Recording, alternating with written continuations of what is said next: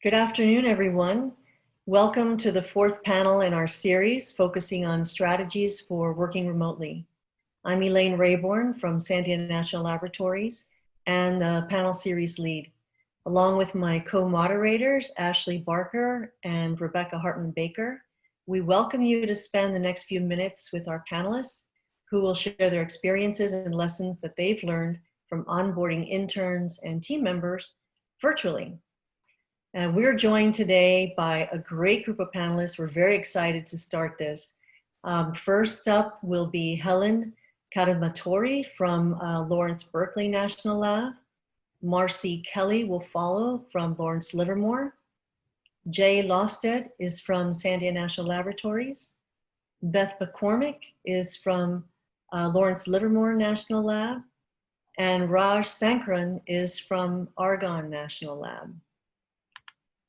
So just a few words about who we are. We're all staff members at the Department of Energy National Labs located across the country, and we're involved in the X-Scale Computing Project. Now, the panel series was launched in April to facilitate cross-institutional dialogue and sharing during this pandemic, as we're all adjusting to working remotely and discovering new ways to do our science and keep our research teams productive.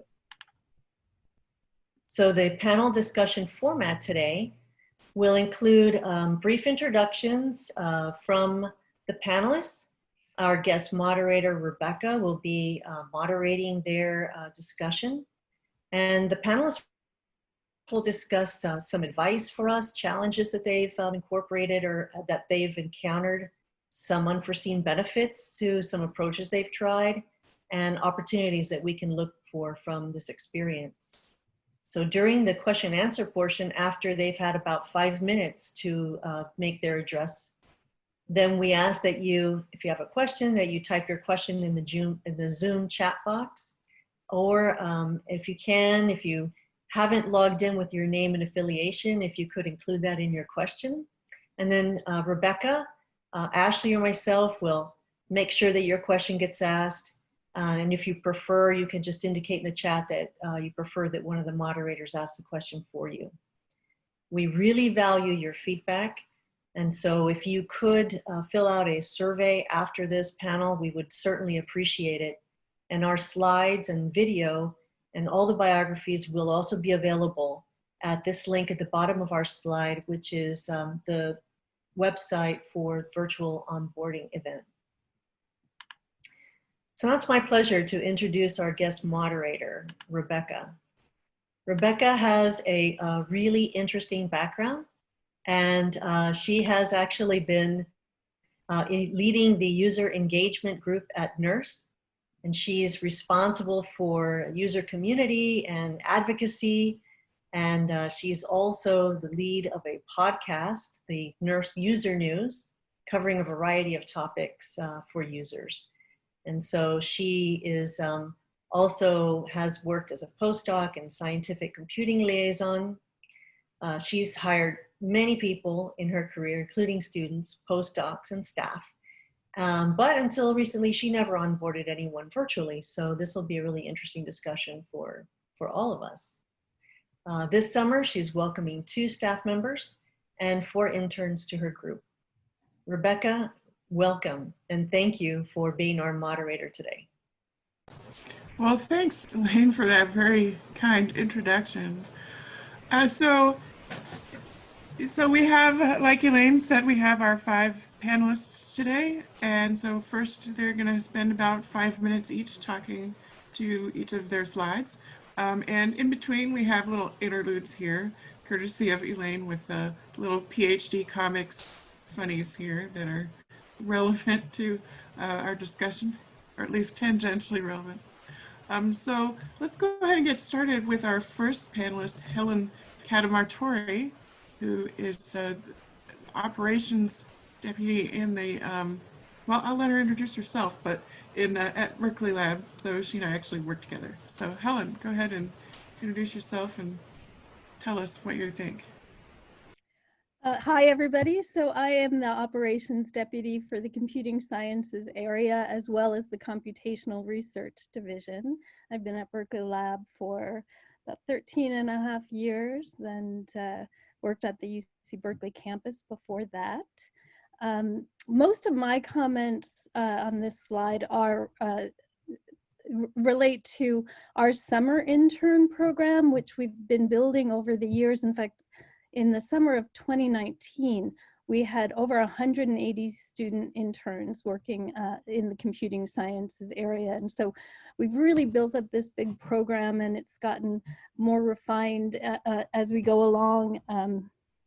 And so on March 17th, when we heard about the shelter in place, we immediately began to contemplate what we would do for our summer interns this year, whether we could, how many of the teams we could support, how we would do that.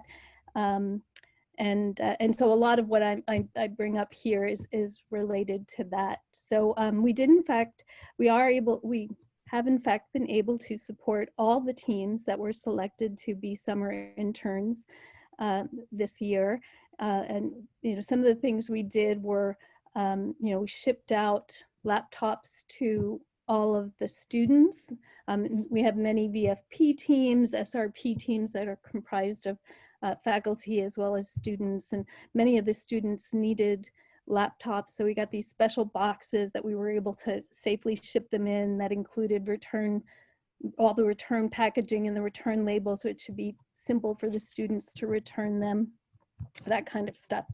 To talk through the specific points that we were asked to respond to on the slides, we would normally kick off our summer student program with a bunch of welcome sessions, break the ice sessions, a big lunch, and we can't do that this year, of course. So what we're finding is that we really need to be creative about finding ways to have social events beyond the work meetings that are ongoing with the mentors. We needed to create ways for the students to interact with each other, to get to know each other, and find others with common interests. So we've been brainstorming and tried a few different things. What we've ended up doing mostly are Zoom meetings that include the breakout room features, so then people can head off into different rooms and have smaller group discussions. We've also created a Slack channel for the summer interns. I would say that the Zoom breakout rooms are not without challenges. If you don't, it's hard for people to move from room to room unless you allow everybody to be a host. And if everybody's a host, that can lead to its own issues. And we also have not really been able to replicate all the things we would like the ice cream socials and the picnic and all of that. But there have been some upsides. It is not a trivial problem to find affordable summer housing in Berkeley. And so the fact that the students can work from wherever they are, whether they stayed local to where they're attending school or at home or whatever, that's actually a huge headache that was avoided. We're also beginning to develop additional resources, so virtual tours of NERSC and of ESNet and of the Advanced Light Source and of the Molecular Foundry, that so that we can share these with the students. These would often be tours that they would have a chance to take over the course of the summer, and I'm sure that we'll end up using those resources for many other situations. The other things that we've done are provided, we've taped a number of tutorials, and that's been very helpful because students could take those tutorials in advance of their internship starting, especially tutorials on how to use the supercomputing facilities and HPC generally. And that's really valuable because 8 or 10 weeks goes by very quickly, and they don't get a chance to take those tutorials until week 2 or week 3, they've already lost 10-15% of the time. So yeah, so those are a few of our tips from our experience in computing sciences at Berkeley Lab. Great, thanks. Helen. It's really great. Okay, can we get the next slide, please? Okay, another little comic interlude. Give everybody a minute to read it.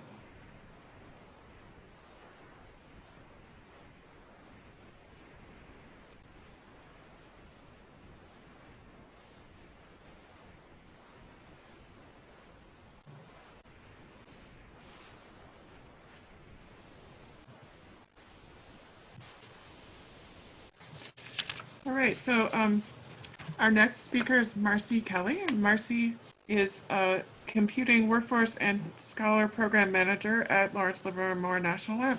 Marcy, please introduce yourself and talk about your slide. Sure. Thanks, Rebecca. Good afternoon, everybody.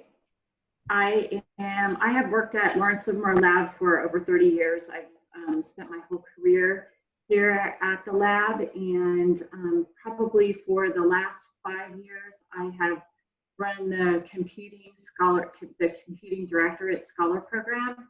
So on a normal year, we would have about 200 students that would come in just in our directorate. So lab-wide, we probably have about 900 to 1,000 students that come in. So this is a big effort for us, lab-wide. And as Helen said, mid-March, we realized that we were not going to be able to have an on-site program. So we scrambled. There was probably 40 or 50 people that worked together diligently for the last 4 months to try to create an ad hoc program and do that all remote. So that was a big effort for us. We did not deploy laptops. We chose to use a virtual solution, and that was another thing we had to figure out.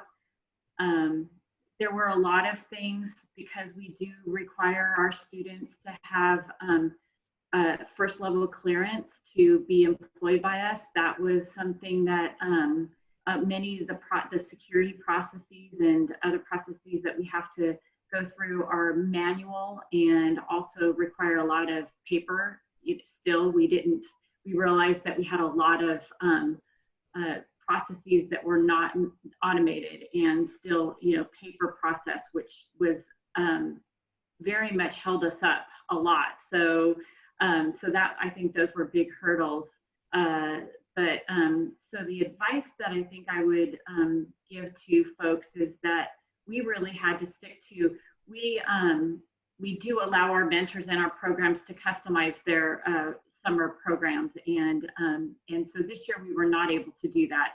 We really had to say, we're not gonna, accommodate many different flavors of this program. We're really gonna have to try to streamline it so we can execute it, because we ended up bringing in 500 students this summer. So, so we tried to automate as much as we could and set standard business practices. That was really important for us to be able to proceed with that many students. Like I said, the challenges were we'd never done this before. The lab is not, Lawrence Livermore Lab is had accommodated for telework, but wasn't really, the culture really wasn't set up for embracing that. So it was very different, a different culture and a different process for all of us. So we really didn't know how to go through that. And like I said, there was not a lot of process in place, so we had to set those things up. Let's see, we're still worried, we're still learning about the onboarding experience. That's been something that has been evolving, but also has been very useful to us because we're getting ready to put in place some systems that will automate our new employee experience in onboarding.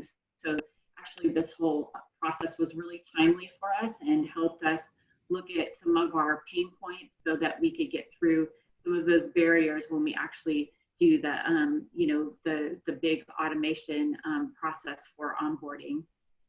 And as Helen said too, we also have a big issue with housing. So that eliminated that barrier this year. year was a lot of our students can't even afford to come to Livermore and live there. So that's that has been a barrier for us in the past that we didn't have to deal with this year. But really, we were really proud of being able to give students an experience this year because a lot of them didn't have opportunities in other places. So we felt like that put us in a positive situation as an employer to provide this internship experience for students because many of them didn't have that opportunity elsewhere. So I think that's about it. Okay, Marcy, thanks. That was really insightful. So here's another fun comic while we transition here. I know I sympathize with him. Feel the same way about my emails. Okay, our next panelist is Jay Lofstead. He's a principal member of the technical staff in the Center for Computing Research at Sandia National Laboratories in Albuquerque. So Jay, take it away. All righty. So for me, I started my career actually as a production software engineer working at Siemens Energy and Automation. And the first projects that I was working on was programming packages for industrial control. So everything that runs the equipment within a factory. And the challenge for me then was that we had a small team in Tennessee that was US based and primarily US people, but we had about 5 more teams spread across Germany and Austria. And so my first working experiences ended up being I was the remote employee working with a large globally distributed team, and I was not speaking the primary language of the people working on it. So that started me down a path of trying to figure out ways to work in this environment better. More recently, I ended up growing my travel so that I end up traveling more than 50% of the time. And because of that, I've had to learn ways to really try to communicate essentially consistently and effectively, just to make sure that either you're not forgotten or things are kept on top of, because otherwise things just don't get done. One of the things that I know everybody struggles with is how do we keep home and work life separate when we're working remotely. And I'm fortunate that I have space that I can spread out into, but trying to find some place, even if it's time shifted, where you can dedicate, this is my work time, that can be really helpful to try to get some productivity and some concentration. The only challenge with that is that you kind of have to start thinking about yourself as in I'm globally distributed, so that I'm not actually working in the time zone where everybody else might be. So you kind of have to encourage people to think about it as like, no, I might be sitting physically in this time zone, but I'm actually working in a different one so that I can take care of my family things as well as working with getting all my work done. And that kind of thing can really help people think about it differently rather than your family's kind of making you less productive. It's more a matter of I'm shifting where I live effectively so that I can get work done and take care of things. Some of the biggest challenges that I've run into is that you can't read body language when there's no video available. And hearing people on the phone, the best that you can really do is you have to listen for the pauses and the questioning tones and things like that to try to understand whether or not somebody's really understanding you.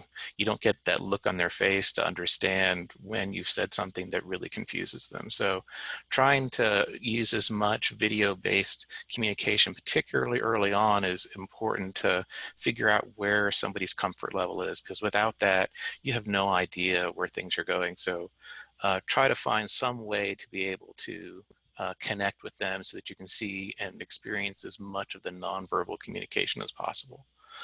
Some of the other things that I have found that can be helpful is I've had to teach myself basically how to live out of a backpack. And because of that, I've gotten so that I really prefer digital tools over paper just because I don't want to carry the paper. And I also end up getting better at trying to summarize meetings so that I know these are the things I have to try to take care of wherever my next destination might be. So instead of just letting a meeting end and then kind of following up with people later, you know, everybody's kind of scattered. So you end up trying to be very focused about summarizing things and saying, okay, here are the items that we're all agreeing that need to be done by these particular dates. So since you're shifted all over the place physically and temporally, you have to do these kinds of things to work better, and bringing in new people makes it a little bit more challenging. Okay, Rebecca. All right, thanks, Jay. Sorry, I was looking It's all right.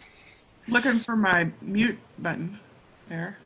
Yeah, thank you, Jay. That was a really interesting thing that you said there.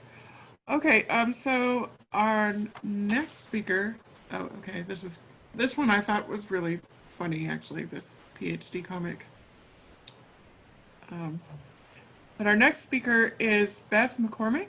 She's the Director of Strategic Workforce Development for the Engineering Directorate at Lawrence Livermore National Lab. So please take it away, Beth. Thanks, Rebecca. I can't even say that title myself, so don't worry about it. It's a long one. So actually, Marcy and I worked together on really standing up the student program this summer, and it was quite a challenge. But I'll say, just starting with the benefits before anything, our lab, like many laboratories, are quite siloed, and we came together as a team like we've never seen before to create this and make this happen. So a very exciting time for all of us. Part of my job is university relations, student programs, and really long-term workforce development, meaning which includes a lot of working with student groups, diverse student groups. And my approach in speaking to you today was I wanted to share what faculty had told me about what students were struggling with, and that really helped prepare the mentor training program to educate the PIs on really what's going on the other side of the laptop. So I just wanted to, give you a heads up. It's a little bit different, but basically, like the rest of the panel, we have a strong focus on using the video option, and being a classified lab, our engineers and scientists aren't used to using that video. Most of the meetings we have are without video. So we really talked about that, and really understanding that especially for new students that don't know the environment, they're going to misinterpret what you're saying and in a negative way. So we really push that. We really push more communications, more frequent communications, because normally when the students are together, they're sitting in the same room, and so they can ask each other questions and communicate. So all they have is the mentor. So the mentor's role really was increased with this virtual environment. So what did the university faculties share with me before we designed the mentor program? They did say that the students will have a really hard time not seeing body language, and they basically they have a very high level of anxiety. To begin with, they had a rough, as you know, the last quarter of semester is rough. Most of the faculty only had a couple weeks to go remote. And so the students did not have the best experience in school. And so many of the University of California schools went pass fail because it impacted their grades tremendously. Students feel isolated and lonely. They don't have a social network except on Zoom. And they have, just like our own employees, they're very, very concerned about their performance. So with all this in mind, we really wanted to emphasize to the mentors the importance of their voice, coming up with creative ways to allow students to to socialize, and of course, video. And one thing I wanted to point out, since I even submitted this slide, is I've started to meet with small groups of students, because you want to see how things are going, and I wanted to hear from the students. And as much as we thought we were well prepared in giving them information, they're still a little bit frustrated at the mentors are not turning on their videos, so they don't see their mentor very much. And they're really confused about how they fit into the organization, because when they're physically there, again, the networking, the physicalness, they have an opportunity to really understand how they would fit into the big picture. So all of this comes from communication. So we're still, learn as we go here. The unforeseen benefits, as we've all sort of mentioned, is the housing costs. They're saving a lot of money that way. I know the students are enjoying the flexible work environment, and they're used to being in a virtual environment from school.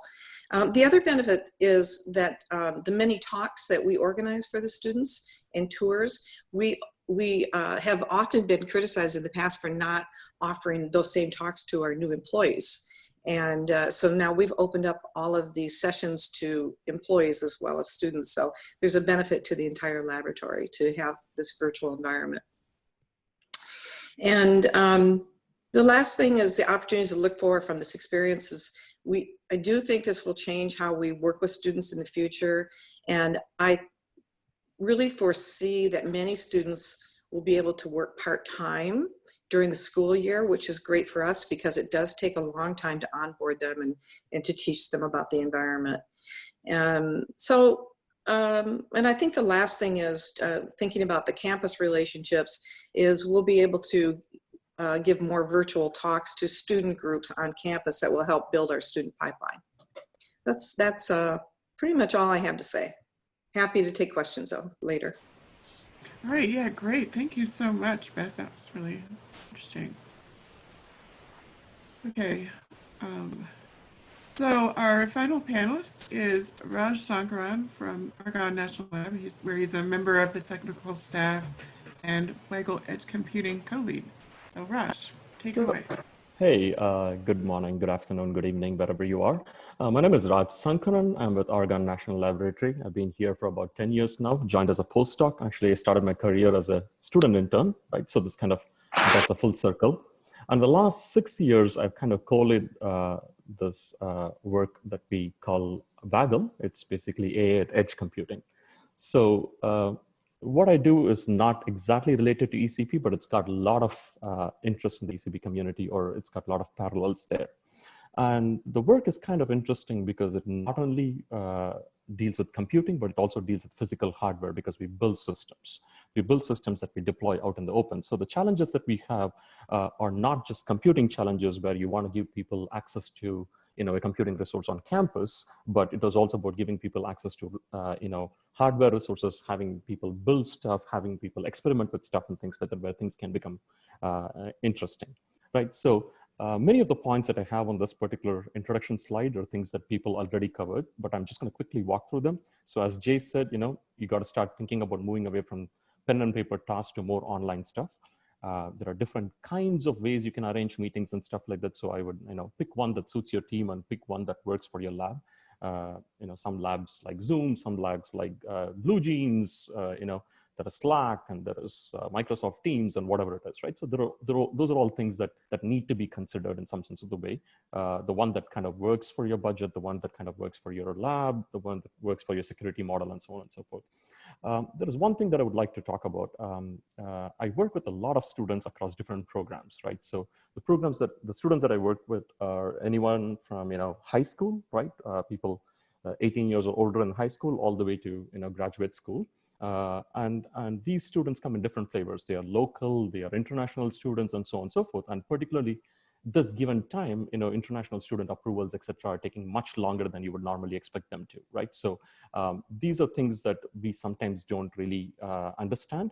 And me, as an international student, I knew many of these things. So I kind of understand what takes time and how long you need to wait for a CPT and stuff like that. So the most important takeaway there is always work closely with your educational programs in the lab, because these people are always on the point there. They kind of know how long USCIS is taking to approve CPT applications, or how long the 593 or whatever it is your lab approval process is going to take, right? So if you have a departmental person who basically manages international programs, talk to them and they'd give you some good, interesting feedback there.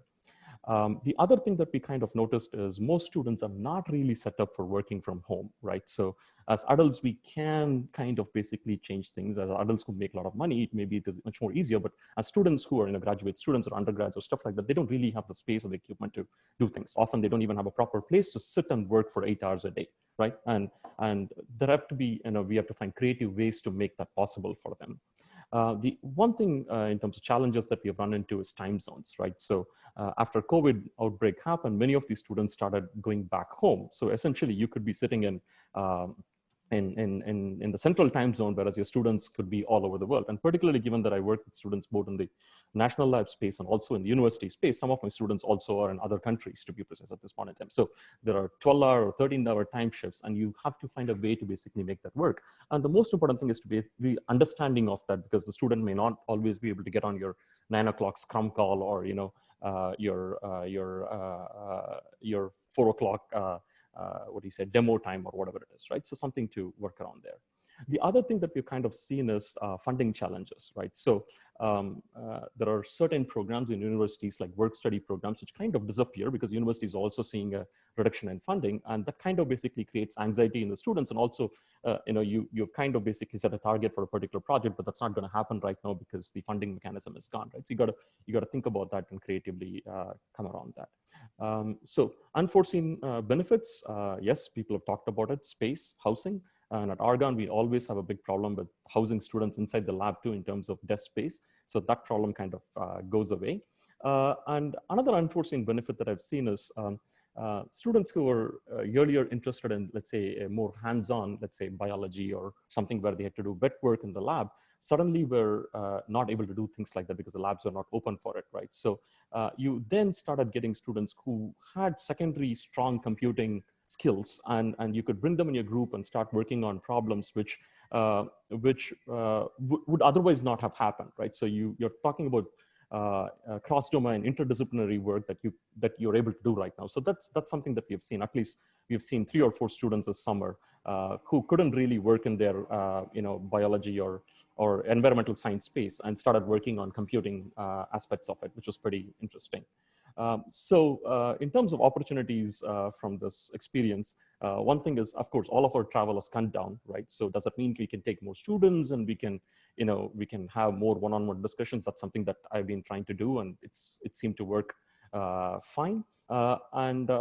Again, there are some fields where students basically can't get hands-on experience right now, and this would be a good place for people who can host them remotely to provide them opportunities.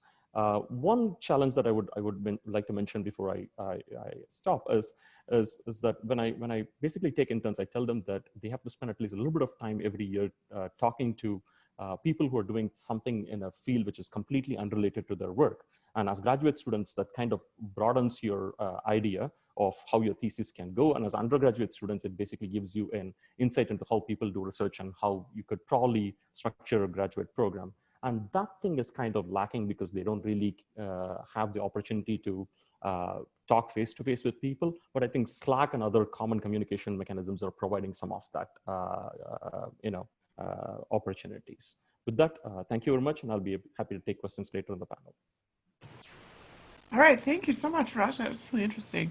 So here's kind of some ideas about logistics here. So we want to hear questions from you all, although I'm just going to start off by seeding them with a pre-existing question. But so type your questions into the Zoom chat window. It'd be great if you include your first name and your affiliation.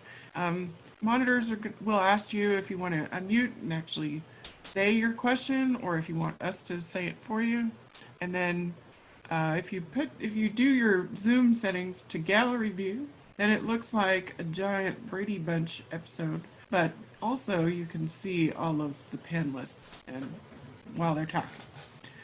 So let's lead off with a question. So the first thing that I noticed that was a very common theme in all of your presentations was that having sort of a face-to-face discussion is really important. So being able to actually see the video of the person that you're talking with, it seems like everyone is really you know, thinking that's important. So what is it about that that is necessary compared to like having a phone discussion?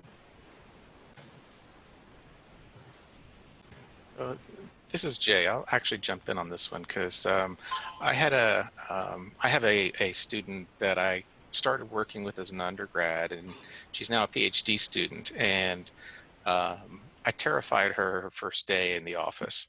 And the only way I would have seen that is if I had been able to actually physically see her. Because as an undergrad, I explained my Office of Science project in about 30 minutes on a whiteboard. Then I circled one part of it and I said, this part's yours for the summer. What are you doing? And that's where I left it. And she just stared at me. And so I until I actually saw the sheer terror in her eyes rather than just the silence, because the silence might have been she was thinking, but the terror showed me that, no, this is well beyond thinking. It's actually I don't know that I can actually accomplish this kind of thing. So that gave me the prompts that I needed to be able to then say, okay, go home, take the rest of the day off, think about this and figure out what you don't know and what questions you need answered. And then the next day she came back and we spent all day and we were able to get a plan for how to move forward. And she's now in a PhD program at Illinois. So it actually worked out pretty well. So that was for me one of the most visceral why I need video to talk with people, at least initially, just so that you can get a sense of what their reactions really are as opposed to what you think they are just in audio. I would add to that. I did a little research. There's an institute called the Neural Leadership Institute. And basically, some of the findings are that when you don't see someone and you're interpreting over the phone, your brain naturally goes to negative thoughts, not positive thoughts. And then coupled with the fact that scientists don't tend to come across very enthusiastic because we're very factual about things, that those two things alone can give a student the wrong message. And so that's why it's really important for them to see the face so that they can connect the voice with the face and hear it. Yeah. Anybody else want to address that? Or okay. So let's go on to the next one. I have a question for you here, Rebecca. So we've got a question from Mark in the chat, and he's asking, how would you assess the impact of the virtual mentorship experience compared to the physical experience? Thanks for your question, Mark. I can try to take a stab at that one. I think that one of the big things is the networking and the ability to we use our scholar program to do our hiring pipeline. So we try to give the students exposure to as many projects and potential full-time job opportunities as possible. And part of the way that we do that is by, we usually, during a normal summer, we would do a poster symposium for 2 or 3 days, and that was not possible this year. So really, I think that's the challenge, the impact, if you talk about impact of the experience, really trying to develop that social network virtually, and then also an opportunity for the students to look at full-time employment opportunities and to have the opportunity to network with hiring managers. So we've tried to simulate that as much as we can, but I think that that's not going to be the same kind of experience. So, so not ideal, but I think we've tried to put some controls in place to try to help make that closer to the experience that they would normally get.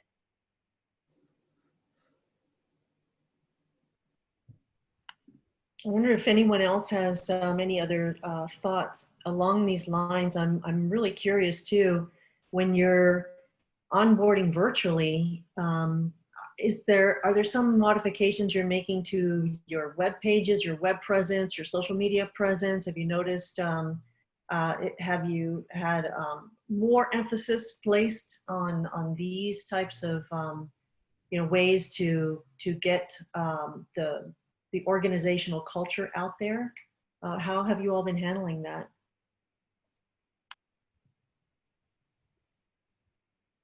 This is Jay. So the organizational culture is very difficult to do remotely because so much of it is generated from the informal interactions. And so I don't know how to do that very well. That's one that I've always, everybody that I've ever known that was a remote employee, that was one of their biggest complaints, is the complaints, and also things that they liked, was that they were just cut off from all the stuff like that was really going on in the office, and they were allowed to just focus. But at the same time, they realized it meant that they were out of the loop and therefore overlooked on a lot of things. And so I don't know how to address that culture side of things. I know for me, I try to make sure that I talk to my students that I have basically anybody that's working remotely. I try to talk to them every day, literally every day. And even if it's just 5 minutes, that's fine. I just want to make sure that they know that I'm still connected with them. And something else that I always try to do with students is to give them, or find out what their real career path is, because honestly, I don't expect that very many of them will want to follow into the same kind of environment that I work in necessarily, but there's something that they're really interested in. And I'll find somebody that I know or can know indirectly that I can get them to talk to, just as an introduction of, hey, if this is the kind of thing you're interested in, here's somebody that's actually doing it for a living. Why don't you give them a talk and I'll do an introduction? And that can also help to expand their network a little bit. One of the things I also try to do is take them out to lunch on a semi-regular basis. Initially, it was like a couple times a week, and in recent years, it had gone down to 3 or 4 times over the summer. But those are good times to kind of get into these less technical, less work-related discussions, so that you can really kind of pull out where they are and what they're thinking, and try to give them more advice about how to achieve what their real goals are. So those kinds of things have also gone missing. So those are hard things to deal with. Yeah, I would agree. We can't replicate all the dimensions of the on-site experience. I mean, part of the charm of Berkeley Labs is this beautiful view over the San Francisco Bay, and getting to tour some of these really historied user facilities at the Advanced Light Source and elsewhere. We're doing what we can to share that experience by way of virtual tours. I'm not sure quite how we're going to handle. Typically, our summer student program would culminate in a poster session, and not quite sure how we're working on how we will create sort of a poster gallery and have that is something. Some kind of analog to it, but I think we're all kind of finding that that human interaction, those serendipitous moments, those shared meals, they're precious, and we miss them. Yeah, I can say I have some employees actually who are starting remotely myself, and when I interviewed them, I also had to interview them remotely. I gave them a slide show of all of the pictures of Berkeley Lab, because that is such a big draw for the lab. You know, just have these bucolic views of the goats and also the view of the bay, and yeah, a lot of those things are really missing in a virtual program. So this is Jay. I see there's a follow-up question in the chat. When I say I talk to them every day, is it on a call or does it include chats and emails? I try to physically talk to them at least by voice every day, no matter where I am in the world. Because sometimes I'm 8 or 10 or even 12 hours time shifted from them, but I'll make some time so that we have a chance to talk. If nothing else, voice has a lot more impact on somebody than a chat or an email. So just having that direct temporal connection with somebody, even if it's I'm about to go to bed, it's the start of your day, what do you have planned, or what did you get done yesterday, what can I help you with?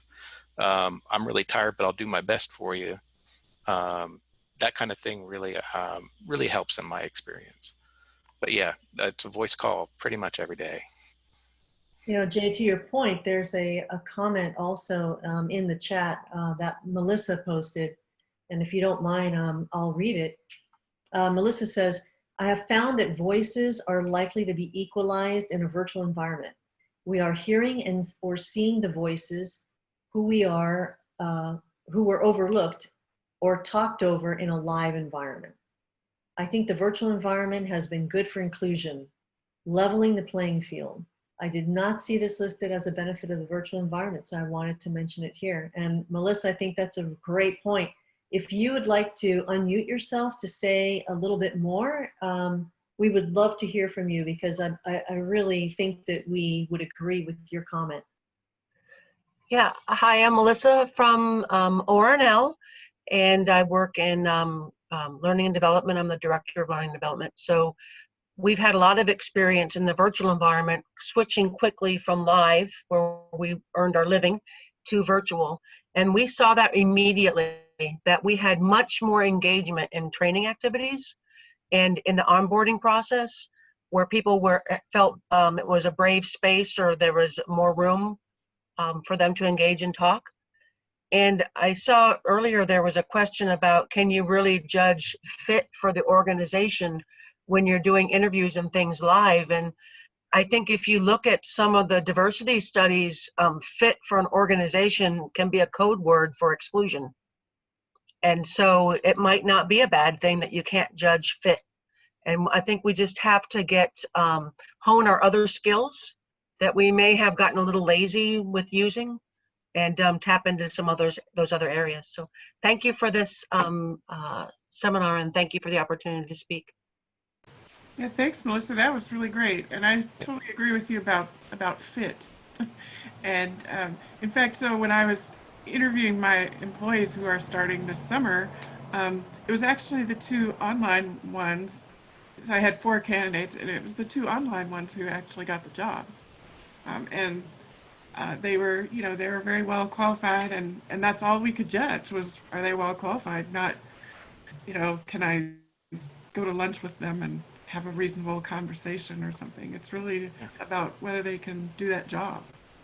Right. Well, am I on mute or? No, you're good. I was just going to say that meeting dynamics are probably the #1 thing we struggle with at the lab for inclusion. And that's one thing about the Zoom and the WebEx meetings that I am hearing complaints on, is particularly from some of the women and minorities, is that the people that are not good facilitators it sort of shines the light on them because they're not allowing everybody to speak. So if you haven't, we're working on that, but it definitely is a challenge, I think, still in some cases. To add to that point, what we have tended to do in our group is to basically have something like a scrum. I'm sorry, it's too noisy because everyone decided to cut trees today. I don't know why. It doesn't around my house exactly at 2:30, but that's what's happening. I tried to ask them to slow it down, but they're doing whatever they are. Anyway, so we have a scrum process, and taking clues from the software industry, we kind of use it both for software development and also for research and development. So what happens is the students basically get about 30 minutes every day in the morning, 9 o'clock, first thing in the morning. There's a 30-minute meeting where everyone gets about 2 minutes to tell us what they're working on, what they're going to be working on, what they are being blocked on, right? And that kind of also sets an agenda, in the sense that if someone wants to talk more than 2 minutes, then they set up a meeting with someone else, say, hey, I'm having trouble with this, can you help me with this, right? So the fact that it's time bound on every student, it means that everyone gets to speak. And as you said, no voice is drowned. It's not like it's a group meeting where only the loudest ones are heard.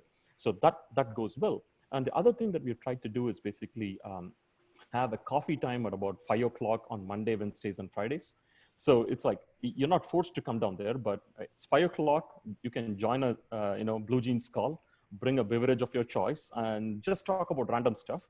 I'm not going to basically prevent you from talking work-related stuff, but then I would prefer if you talk something else, right? Because the whole idea of getting to know the person and stuff like that is good. And we have kind of found it particularly important right now because it's not just the COVID, it's all the other things that's happening in the country. And I really heard some very interesting voices in that, the things that people are concerned about, the things that they really stand for and stuff like that. I mean, I tell people over and over again that we can't really talk politics at work, and that's not the way to go about it. But there are certain things in terms of, how a person feels, what they feel good about and bad about, those things. I think it has also provided an opportunity for people to open up in that way and feel connected, which they've not otherwise.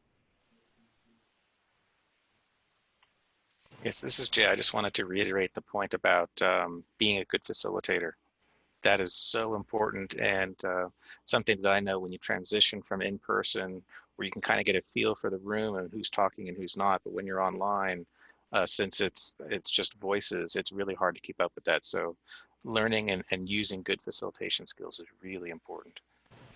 So I think that's actually a good segue. Oh, Helen, were you about to make a comment? No. Okay. Only to say that one of the other things we found very helpful is getting an agenda out beforehand. Yes, yes. That is a great idea. So that's a good segue to Aaron Shaw's question, which is, if you're leading an hour-long online discussion, is there a best practice with respect to how often you plan breakouts, ask questions, i.e. interrupt your quote-unquote lecture to sustain engagement?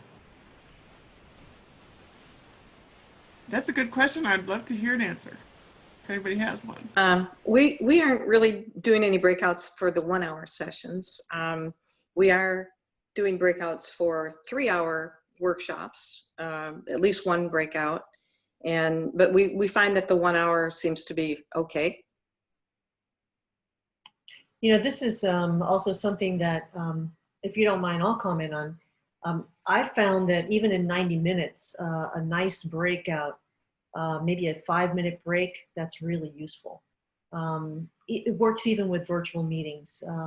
Just taking a nice break, people will come back. And then the other way to really monitor engagement is to look at the chat and try to imagine what everybody might be doing in their physical space while they're virtually attending your meeting. So allowing time for what may seem to us as more pregnant pauses. I think in the virtual environment, we really need to emphasize a little more pauses and speaking clearly or slowing down so that, we can, as Ross suggested, sometimes it's noisy in other environments, and we just have to be a little mindful about that.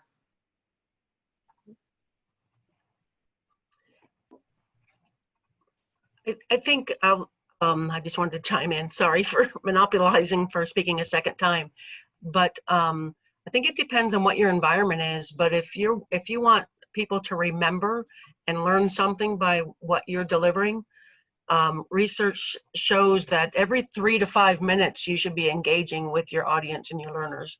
So whether that's asking a question or having them physically do something, respond in the chat, look, stand up, take a break, breakout sessions, whatever that might be. But 3 to 5 minutes does seem excessive to me, but just keep that in mind that if you want to keep them engaged, you have to engage them. That's good. That's good advice. Yeah. So there's another question about, so I know that at Livermore in particular, you were saying you use your summer programs as kind of a pipeline for people taking jobs there. So another question from Mark was, will this modality impact the recruitment process, since employers might not have a holistic profile of the student? So do you see this remote student program adversely impacting your student pipeline, or? Actually, no, I don't. It's been really interesting. I'll just say some data about the overall hiring that we've seen this year for computing, and Beth can chime in about engineering because I think it's similar. We have hired the same amount of FTEs for the first 6 months of this calendar year than we did all year last year. So that's 3 of those months are during COVID, and that was all virtual hiring. So we've had a tremendous amount of hiring being done, and we figured it out how to do it virtually. We are pretty much mandated to use WebEx for everything. So we, you know, there's a whiteboard capability. We try to do a pretty good structured kind of interview process, but it's actually worked really well. I've been really surprised. So for the students, like I was saying, we usually use the poster symposium to show their work and then get them connected with and networked with other projects and hiring managers. But this year we're going to try to do something that we've done with the postdocs before that's called the Grand Slam. So it's this lightning rounds of presentations, 3 to 5 minute presentations for each student. And that will be open to anyone that wants to participate. It's a huge effort. It'll go on for 4 days in August, and we'll have groups of 25 students that will be participating in that. And they're all going to, and we'll identify the ones that are going to be graduating in the coming year looking for full-time employment. But I actually think it's working pretty well. So, and Beth can speak to if there's anything different in engineering. Yeah, engineering has, it's a little bit different environment because of the labs and the hands-on nature of students. So we weren't able to bring in as many students, and so it will impact us to a certain extent. But we run into about 65 or 70% of the students that we plan to, but it definitely could have some long-term impact. And they aren't able to meet as many other hiring managers. So when you work in computing, you hire more homogenously, I think, and I think we're a little bit more specifically skill-based. You know, you might be in signal processing, or you might be a mechanical design engineer. So it's a little bit different.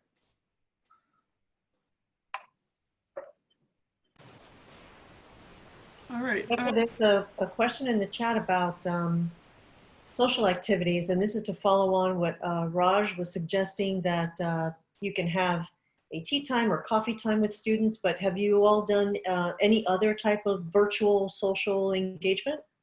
Mm-hmm. We have a virtual Trivial Pursuit. We have, trying to think, we have different games that they play. It's put on by our another organization at the lab that's that focuses on these types of things. So how did they do that? Can you give me an example? Oh, I wish I could. I didn't participate. I don't know.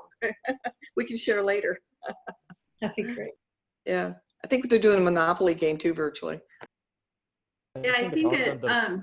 Oh, sorry. I think that we did used WebEx again and did session breakouts. So similar to the breakout sessions in Zoom, and then tried to get students to interact and network. So we did scavenger hunts with Kahoot and some other fun games, and we actually do with engineering, we do a social activity every Friday that we call Apple Time, and we have an hour-long activity for the students, and they can all participate. It used to be centered around food. There was always in the normal environment, the food was a big draw. So so we weren't sure how it was going to work without the food, but seems to be doing pretty well. So everybody has to bring their own food to the social, but they seem to really enjoy that. Yes, and IDEAS, I don't know that we're really doing anything that organized. I know that Georgia Tech recruiting team, just because I work with them, they have set up I think it's every week, 1 hour call for all of the Georgia Tech interns. And this is across all the different departments in Sandia. So it's a diverse group of people, and we're starting to try to build a community around them. But beyond that, we're not doing a very good job at this.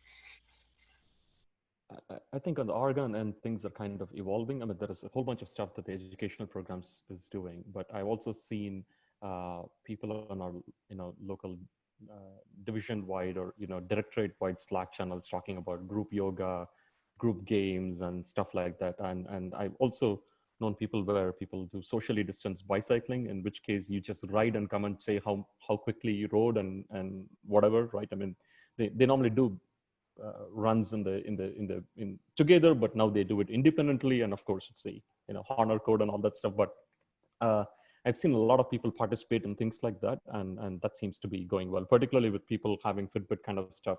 It seems to work pretty well. Everyone connects their Strava accounts, and there you go.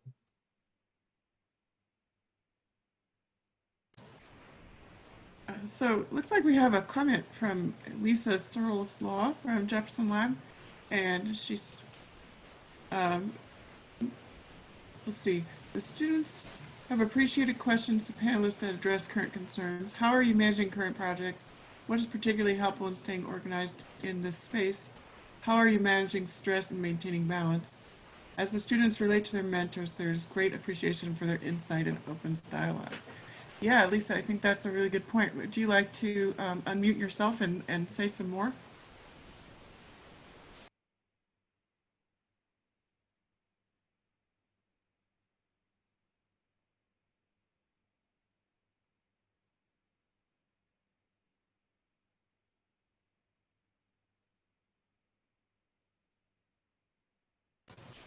Or maybe you don't want to? I think I see you on there.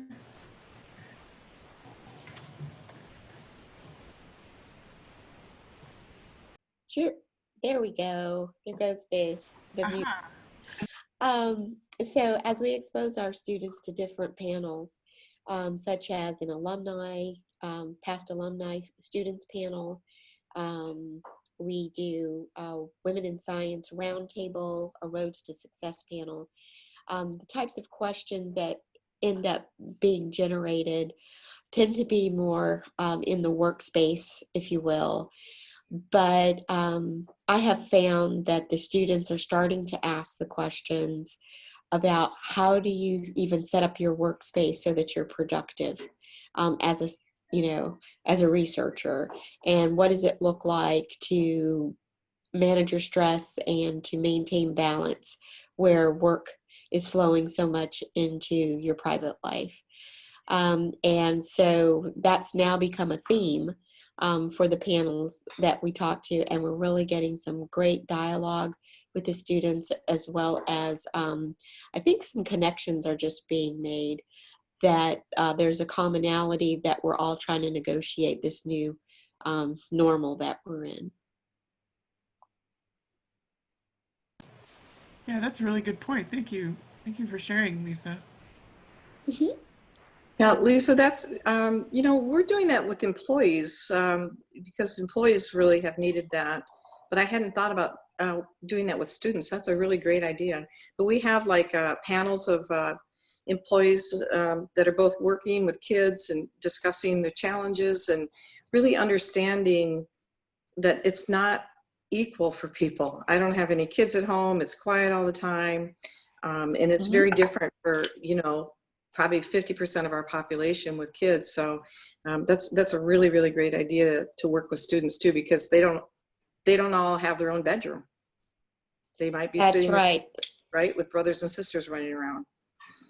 Yeah, one of the things that we did when we first started our programming is we sent out a survey. We called it a needs assessment survey, and we asked a lot of different questions to the students about their work routine, where do they have a common place to work regularly, are they night owls, do they like morning hours.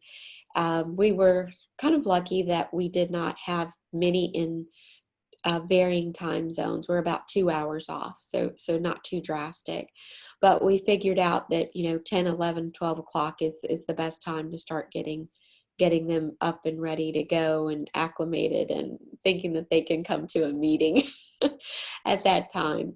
Some of the other questions that we asked on the needs survey had to do with, so we did not send out computers for them to use, but we asked them what types of platforms for social media they were comfortable with for having meetings. Were they concerned at all about face-to-face?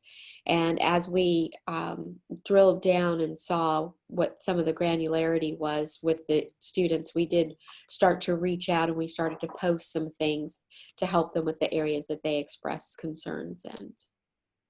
We don't have a very large group, so we have the luxury of being able to be somewhat, I don't know, exclusive. But at the same time, I think you can recreate some of that with some of the larger groups as well.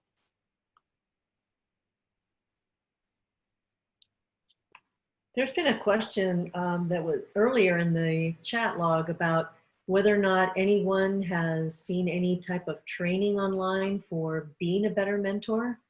Have any of you experienced any of that training or know of anything that we can point people to?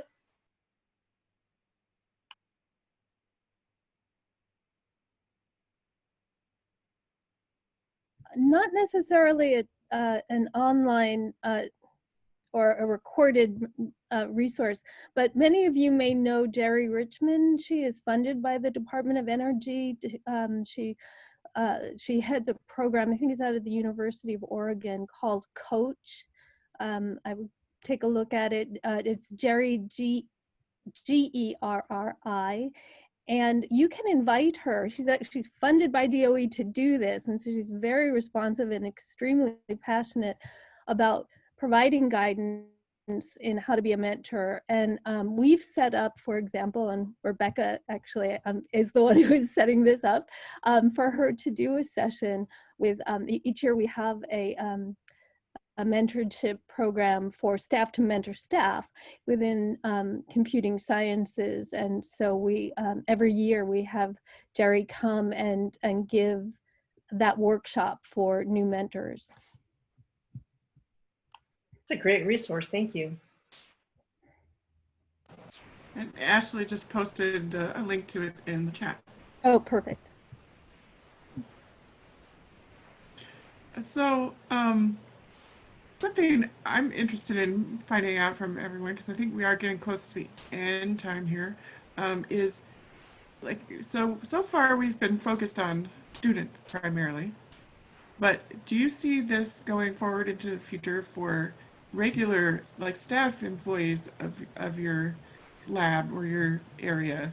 And what can we learn from this and potentially support more people working remotely, which is actually can be a diversity and inclusion issue, can really help with that. Typically you have a lot of, for example, women who are trailing spouses for their husband's job, and so then they're looking for a job, but if they can work from anywhere, you know, that really solves that problem. So I'm just wondering, how do people see this playing out in the future when we're no longer necessarily forced to all be working at home, but maybe are there lessons learned from this that we can use to accommodate people who need to work remotely or whatever? I can talk to that one. You know, the lab, Lawrence Livermore Lab, was not very accommodating for teleworking before COVID. And I think I looked at the stats, only maybe 13% of the workforce was working in some telecommuting capacity before COVID. And now that we're all 100%, you know, we were for a while 100% remote work. I think that the culture has really started to change on, you know, we've had this great experiment where people can see, wow, well, people are really effective at home and they can do their jobs. So it's been really enlightening, I think, to our senior management team, so much so that they have asked us to look at updating our telecommuting policy so that it's more friendly, employee friendly. And so we're working on that right now, trying to find a middle ground, you know, so that, and especially I think this helps us in recruiting and retention, because living in the Bay Area in California, a lot of folks can't afford, their affordable housing is a 2-hour commute each way. And so this would really solve a big issue for a lot of our workforce if they could be working remotely for, part of the time. So it's been a good thing for us. I would agree for at Berkeley Labs, not really in computing sciences, but in much of the rest of the lab, there hasn't been tremendous support for telework. But now I think the genie's out of the bottle. We can see that it works. It helps with work-life balance. It helps with parking issues, which are the bane of our existence at Berkeley Lab. And I think that we're becoming more enlightened about how to provide ergonomic equipment for people to work safely from home. That's been a bit of a challenge, but I think that that really this became a very pronounced issue, and I think leadership responded to it. And so I think there'll be additional ways to support and ensure the productivity of telework. I also wanted to kind of join in and just say that we're always limited by space. I'm sure most of the labs are the same. We're always chasing around looking for rooms, and the limit is 40, and it's just a challenge, and especially to do workshops. And one of the things that we've been, and I'm sure everybody's doing this, is really focusing on training on unconscious bias and other things. And so instead of having a limit of 40 in a room, we can have 200 people attend and do the breakout group. So I think there's so many advantages. We've stated it publicly. We don't want to go back to some of the ways that we were so limited. It just kind of kept everything really exclusive.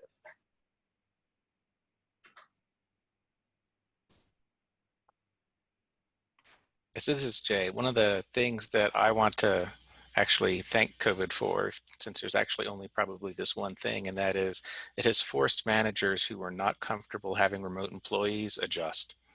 And that actually gives us this opportunity to try to expand out and take better care of remote employees. Because that has always been a trouble. If the managers didn't trust that the employees were actually working, then they wouldn't allow people to work remotely, or they were terrible managers for remote employees.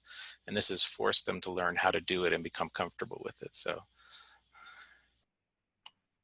Yeah, in fact, there's one last question in the chat, which is if you have any advice for managers for easy ways to keep their employees engaged while they're remote.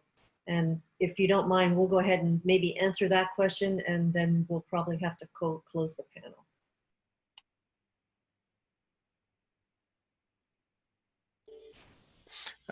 This is Jay. I don't think there's any substitution for just talking with them. Finding out where people are, even if it's just a completely non-work related, how things are going.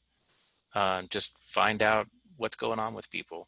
And you'll find out about work stuff, even if you don't talk to them about work stuff. So that would be my thing is, for me, if I had a large group, I would actually prefer to have one-on-one meetings with each of the members, unless there was strong chances of cross-pollination of ideas.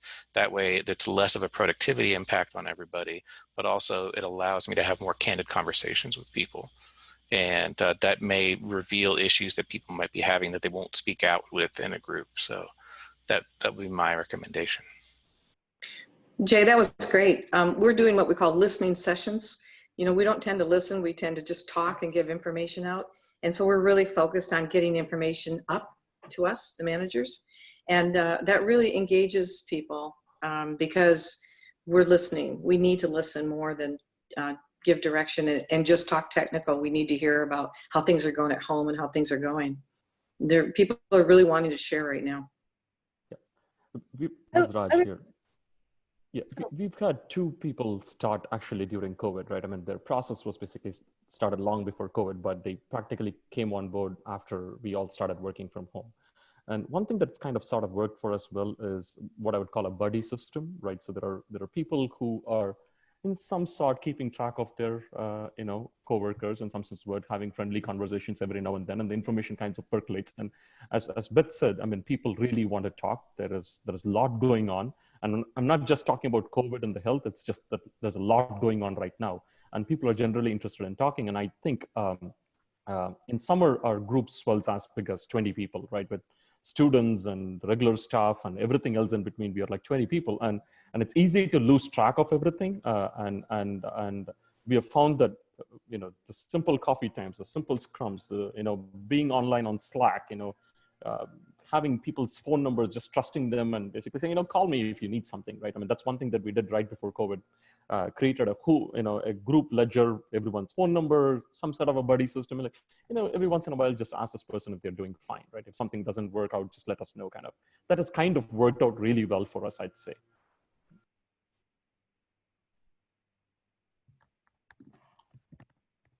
Helen, did you want to make a comment? Oh, I just piggybacking off of what Jay said. I think having the one-on-one conversations, maybe complemented by a group meeting a little less frequently, but even if the conversation is 5 or 10 minutes, it's a lot of us are sitting home. It gets awfully monotonous, and getting that break in the day, especially if it's not a particularly planned conversation. It's just a check-in and oh, the apricots are ripe on my tree this week. That's the highlight, or whatever it is. That sounds like a pretty nice highlight, Helen. I'll be right over. Yeah.